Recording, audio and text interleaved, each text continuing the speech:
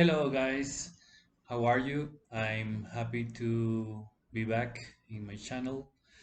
Now I'm gonna start these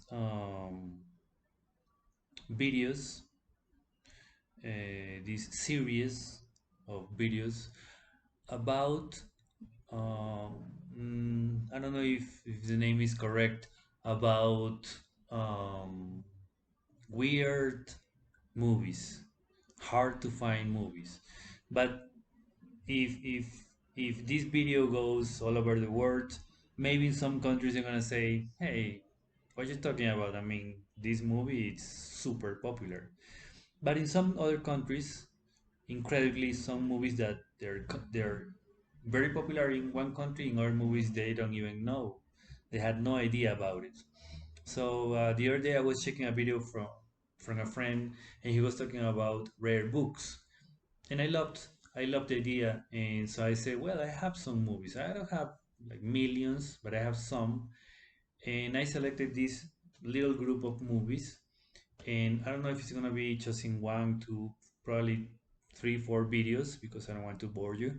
So I'm gonna do like 5 or 10 minutes video, talking about these particular movies that they're really hard to find.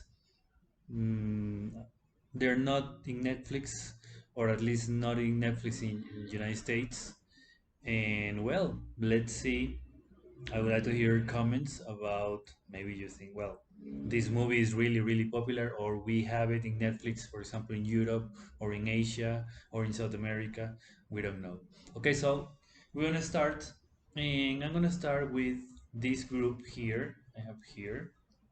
Some of these movies, actually the majority, I bought these movies in Mexico or in Los Angeles, but from a Mexican dealer. So that's why the title is not all, but it's in Spanish. So, for example, this one is a good example. This movie, the original name is The Book of Eli, and in Spanish is El Libro de los Secretos. Okay. Well, some people say, wait a minute.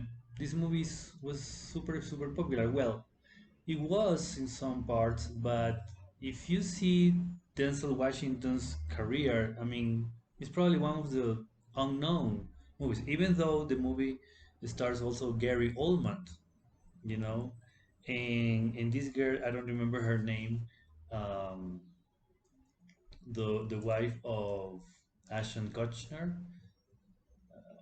I think that's the way to pronounce his name.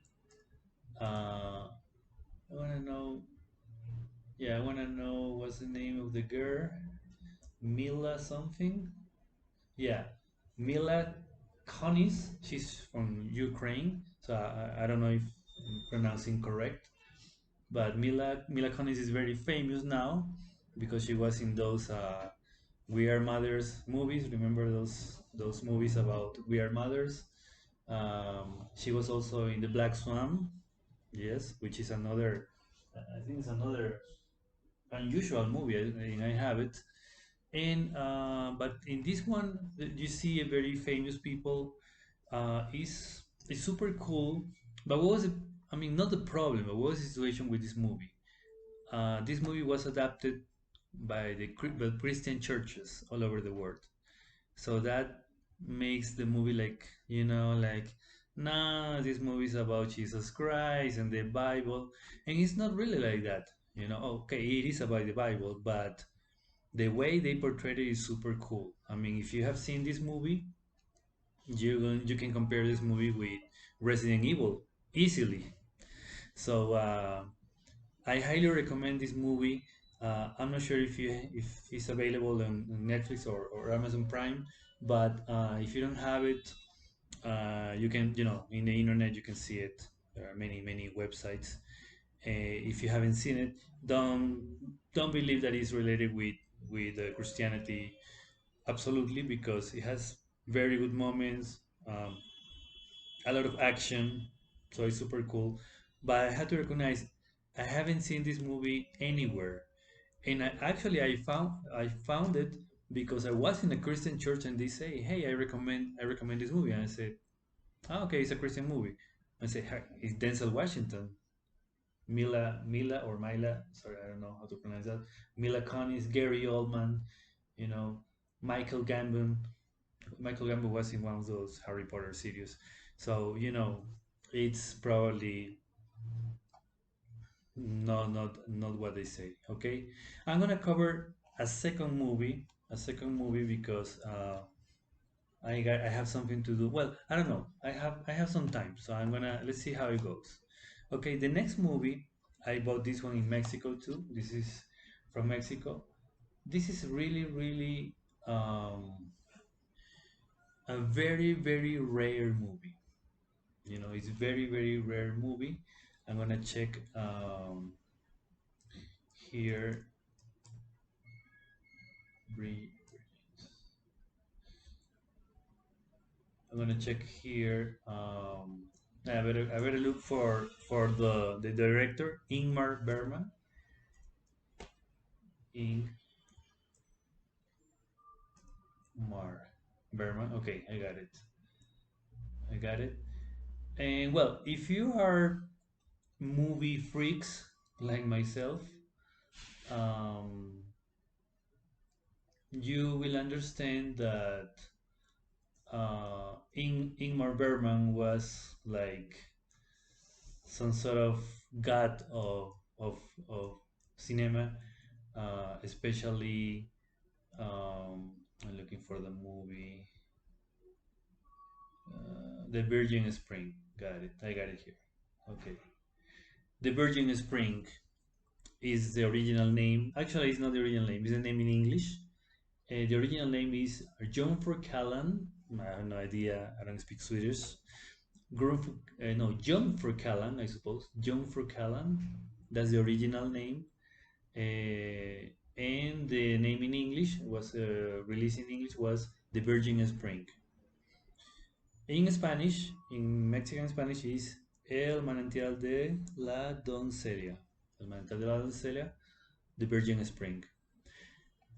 If you know a little bit about movies, you understand that Ingmar Bergman was like the father of the cinema. He was, Jesus Christ, uh, one of the first one to go into the alternative movies or cinema or filmmaking, better say, and he really influenced in modern directors today. You know, so in Swedish it's like God, and he did many interesting movies like The Seven Sealed. I love the Seven Sealed. Yes, I love that movie. It's my favorite. This one in Seven Sealed, Persona, more or less, but I recognize it was, just Persona is also a masterpiece because two actresses, the whole movie, one location. Um, in this movie won the Oscar, for a foreign movie, and it's very well. I don't want to tell you about the movie because I would like that you see it. I think this movie is available in YouTube normal or YouTube Premium, depends if you have YouTube. Um, and for his time, it was very very interesting. Broke a lot of schemes. Broke the filmmaking rules and stuff like that. And even for the actresses at the time, I had the opportunity to see an interview with this actress. I don't remember her name, but it was one of the first. Birgitta Balberg, Gunnel Lindblom, Birgitta Pedersen. Well, I don't really know who she is, but obviously we remember Max von Sydow. I think he's still alive. Max von Sydow in one of his first appearance, very young Max von Sydow, and he was in this movie. It's black and white. You can find the version in English. I couldn't find it in Spanish. I found it in English and in Swedish, but I couldn't find it in other languages. It's hard to find in different languages. You can see it in original Swedish with English subtitles, and you're gonna enjoy it. It's super cool. Inspired me to write a script. that I'm working on. So it's super cool and it's really really rare. Okay, okay, guys. I still have time. Yes, I still have time. So I'm gonna move on with another one, and the next one is this one. The exactly the Maltese falcon. The Maltese falcon. Okay. I used to I had Casablanca, but it's not included here because Casablanca it's super super famous. If you are even if you are not studying filmmaking, you could be studying journalism or communications in college or university, and you see Casablanca. I mean, it's very popular. But this one is not as popular as that one. This is popular too, and it's actually based on a book by the Dashiell Hammett. I had the opportunity to read the book, to read the book, and the Maltese Falcon as a movie is not. Well, some people say, well, this is really a classic and is maybe not too difficult to find, but it still is a little unusual. It's a little rare. And what it caught my attention is that Humphrey Bogart was here. Humphrey Bogart was the guy from Casablanca, and Mary Astor. That time, these guys were like super famous. Um, this movie, Humphrey Bogart is a real badass. It could be worse than that, but it was different times. But it's another movie that breaks rules um, a lot, a lot. But I'm not gonna talk a lot about this because I think most of you guys you have seen it. I think it's a well-known picture. I wanted to include it because now, because it's old, it's 1941. Um, it's kind of rare to find it. Okay, uh, I'm not going to include this one because this is very well known now. Okay, the next one, the next movie, it's a very very popular movie. But what's the point that Alien Alien? I got this. This is the original. I got it in eBay. No, excuse me, Amazon. Sorry, Amazon. This one is very special for me, and I want to include it in this group because even though it is very famous still, but what happens that this is the original one, the first one. Some people got confused. Actually, I think in the here in the box, I had included. Sorry about that. That a ripped version of the third Alien um, movie, but actually the second one, if you see this, the third one was actually the second one because continues with the story of the first one. Okay, so this is not original. Sorry about that, but I have it because it's very hard to find the real second part. And in the middle of the two, there was a kind of a spin-off, movie, but I never saw it, but they say it's really bad. This one on the other side is the original uh, that Ridley Scott released as a director's cut. It has the original, theatrical premiere, with the original effects, the famous original scene. You know, if you have seen Alien, you know what I'm talking about. But sometimes this series like for example, I don't know, Mad Max or Rambo, you know, or those. Sometimes we lose the track of the original one. For example, Mad Max, the original was an Australian movie, and it's very very rare. I had a chance to see it. I don't have it, but I saw it, and it's completely different than the one that they released just a few years ago. But I didn't like it. I like the original from Mel Gibson, and it's the same with Rambo, for example, the original Rambo. John Rambo going to the town. It's completely different what Sylvester Stallone was doing in their last release. It's the same with Alien. You know, this is you can see the original thing. You can see the simplicity of the movie, even though it was very well done for its time, and that's why I included here as a special rare movie. Sorry, the light is not helping, but the original one. Yes. Okay. Okay. I still have time, so I'm gonna continue with another famous movie. Uh, but what happened with this movie? That with the time, with the new generation, uh, the movie starts getting. We forgot about the movie. It's like, for example, that movie. It's a Beautiful Life.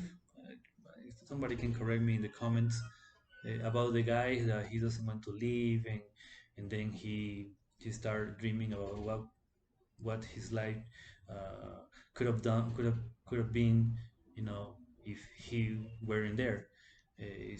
That movie is included in one scene here in the Fresh Prince. The other day I was watching that, and it's very famous and it's very rare. It's very rare. I have it. I have the in a file, but I don't have it in DVD. And that happens with Gremlins. Gremlins was super famous at the time, but the second part was a disaster. So the people just forgot about it, and few people talk. So the other day I was with as, with a little kid, kid, uh, friends, the son of a friend, and he said, "Hey, what is this movie about?" And he wanted to see it, so he saw it, and he was like, "Wow, that movie is super cool." Now you see, this is 1984. Even though you say, "Well, it's not too far." No, it is now. It is. We're 2020, so it is far from that time now. It's 30, 36 years. Yes, it's a lot of time. And Gremlins, if you are not really a movie guy, you in this generation, even being a movie freak in this generation, you say Gremlins. I never heard about it, and I heard um, I've heard people saying Gremlins. What is that? And it was Chris Columbus, who is a very famous um, director. Steven Spielberg was involved in the movie, even though the actors and actresses they never rocketed. They never started really a real career. They're forgotten actors. Zach Galligan. Well, Phoebe Cates, I think she did something else, but the rest of the guys, at least worldwide, I think they did it. So that's why I have this special edition of Gremlins, and especially the new generation. They don't know. I know you all guys, you remember Splash, Karate Kid, Gremlins, but the new generation, I think they know. So that's why I want to include this one over here. I have time for the last movie. For the last movie, it's a little sad because this movie is super special, so I hope I have enough time to talk about it. This this movie, it's a movie that I I really uh, yes, I really I think all teachers in the world should see this should see they should see this movie. All teachers in the world, well, besides the rest of the people, but everyone who's dealing with kids, they should see this movie. Okay, uh, the movie is based on a book, and the original name is The Miracle Worker. Okay, in Spanish or in Mexican Spanish, it's called Ana de los Milagros. Okay, and it has Anne Bancroft and Patty Duke. Patty Duke repeated her role years later in a remake of the movie, but this is the original, and it's in English and in Spanish, um, dubbed, and it's really really rare. Not only this actual version, this is original, even though I bought it in Mexico, but but it's the original one. But not only that, it's the fact that is the fact that as a movie it's very hard to find. The book is also hard to find, uh, and the people don't really know about this movie and don't really know the value of this movie. It's a valuable movie for teachers, for parents, how to deal with kids. For his time was even shocking. Some scenes were shocking, and even though some scenes are a little silly, the majority of the movie, especially dealing with these two actresses, this actress was a kid at the time. It's incredible what they did. It's incredible. They did it super super good. So I highly recommend, if you could see this movie, The Miracle Worker, if you can get it, if you can see it, if you can buy it, worth it. Really, really. Okay, so you can see there. And also, if I am not wrong, won two awards. Yes, for the two actresses, actress and best supporting actress. Yes, it was nominated for 5 Academy Awards. Okay, 1962. Okay, guys. Well, time's up. I still have some other movies that I want to share with you. This other group. So I'm gonna make a second or third part of this. Okay, guys. Peace. Take it easy.